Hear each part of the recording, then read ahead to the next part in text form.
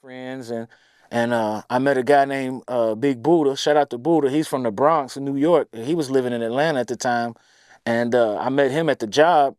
You know, I'm a talkative guy, so I didn't know nobody. I was hungry at the job. I was broke. It's lunchtime. I ain't got no lunch, and he was eating a sandwich. You know, and I'm a crazy dude. I was like, man, you gonna eat the rest of that? And he started laughing like, man, you got the audacity to ask me that. Here, you can have it. So me and him got real cool, and I wound up getting an apartment with him and some other friends, and I stayed in Atlanta for from about '99 to about 2004-ish, 5-ish, something like that. So I say I came back about 5 or 6 years later. Yep. Okay. And what led you to come back? Well, it's a long story. I guess I can tell. It's been statute of Because I'm limitations. gonna say So no, what it's led all you to good. come back versus going back to like Cincinnati or staying in Atlanta? Well, I knew I wasn't gonna never go back to live back in Cincinnati because uh, my mother wouldn't let me for one, and once I seen Atlanta, man, I didn't want to be nowhere else. Like it was pop, it still is, but it was popping in Atlanta for a young black man. You know, it was my first time seeing. I had never seen a caliber of black people like that. You know, in my hood where I'm from, if a black guy's driving a Benz with diamond necklaces on, you selling dope, or something like that. In Atlanta, it's a whole breed of brothers down there that they might have that same Benz or that same diamond chain, but he ain't never touched a piece of dope in his life. He might just be a supervisor at Coca-Cola, or he might own his own company record label or something like that. And I seen that, and I'm like, damn, you know, you could do that down here. So I got with some guys, and I started this crew called the Hoffa family. Shout out to the Hoffa family. And we started to we came up together. We all like 18, 19, 20 years old. It was like 8 of us in a 3-bedroom apartment.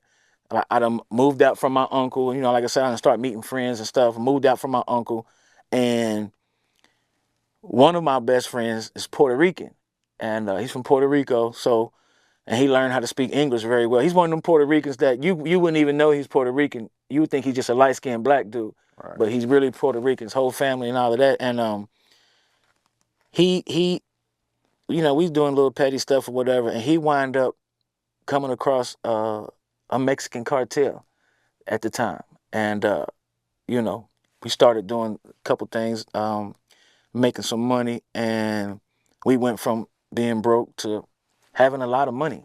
And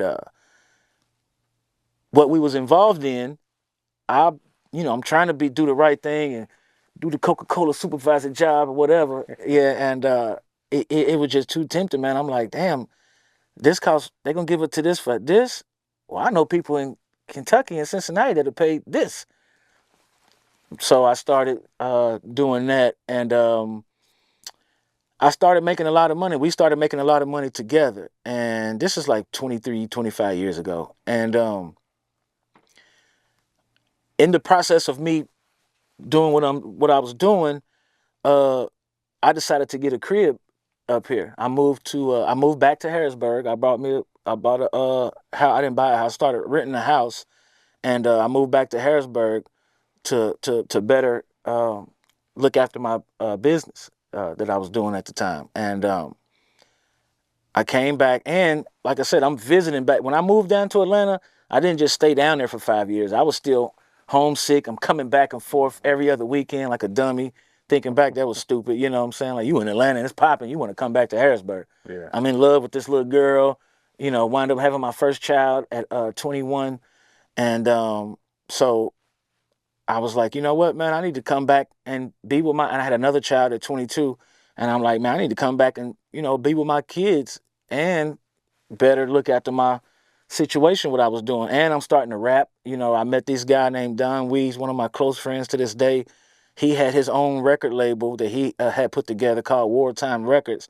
And I had never been involved in nothing like that. You know, I was rapping just locally around the hood, making little tapes or whatever, not really doing nothing. And he's the first person that showed me structure, like record labels, manager, this, that, which he was all of them. He was the CEO, he was the manager, he was the promoter and all of that. And I started putting out mixtapes and this, that, and the third with him. And I moved back to Kentucky to Harrisburg for like a year, and then I bought a crib in Nicholasville.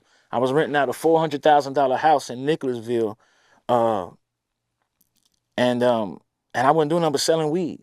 You know, I wasn't selling no hard drugs. I was selling weed, but it was like 100, 200 pounds. You know, that's back when Reggie was the thing. Remember the Reggie, the Mexican press Reggie, 5 pounds the size of a math book, sticks, seeds. That's when that was jumping. So we was doing that, and that's what brought me back to Kentucky. And you know, also when I was down there during that time, I was hanging with Akon's brother. His name is Abu. Shout out to Abu. And this is like right before Akon came out with Locked Up. And Abu was like, shit, you know, my brother be around these celebrities or whatever, whatever. How much you think, you think we can make some money if we start bringing them to Kentucky? And I was like, hell yeah, we can make some money. I know some clubs and stuff, that's going on. We could do that. So all of that's going on at the same time, and that's what brought me back to Kentucky the first time.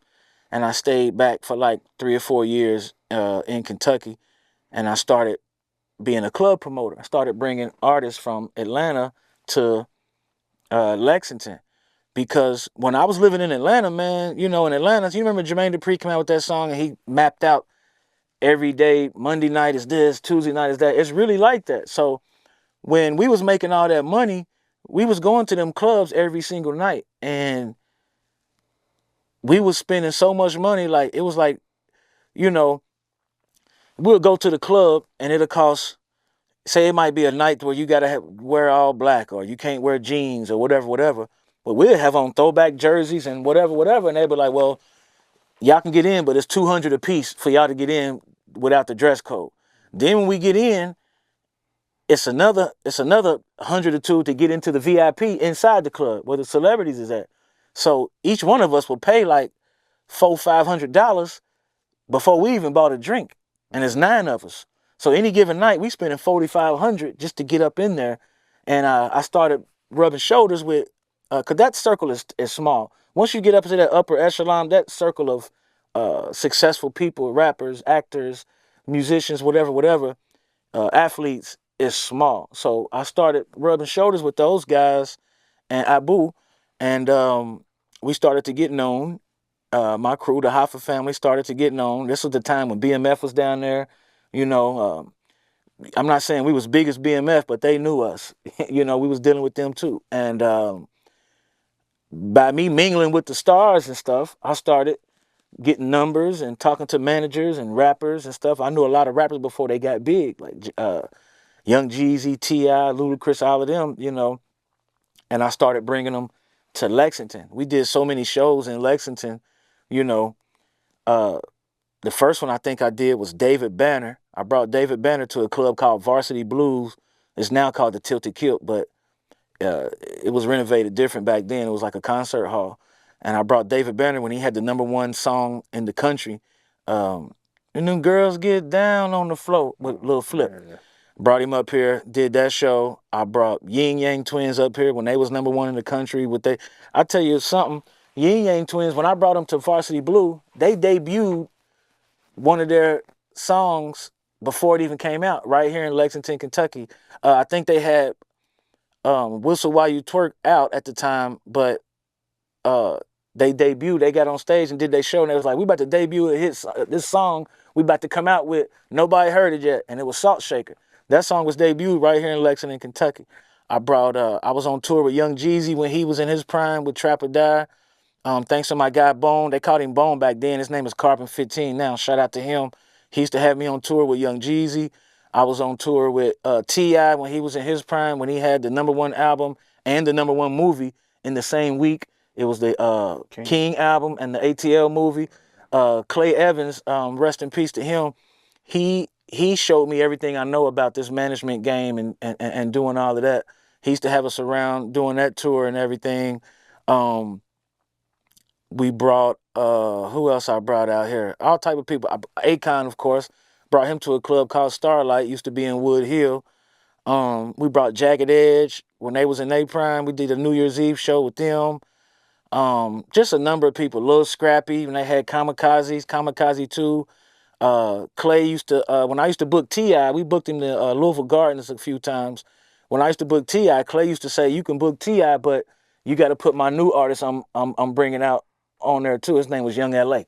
And you got to bring him. And to host it, I'm trying to break this comedian. You don't know him, but we want to have him host it. You ain't even got to pay him but like $500. We're going to bring him too. His name's Lil Duval. And we brought them. Oh man, I can't remember everybody. We brought all type of people to Lexington during that time. So I was doing that while I was living in Nicholasville. When I moved from Harrisburg to Nicholasville, I was like 23, 24 years old, and bringing all them people up here. So it just made sense for me to come back up here and live. You know what I'm saying? This where my business was, where both my businesses was. I had one foot in, one foot out, trying to transition into the rap game. Same time, I'm putting out mixtapes. I'm a rapper, so that's what brought me back to Kentucky the first time. Because I also moved back to Atlanta again after that.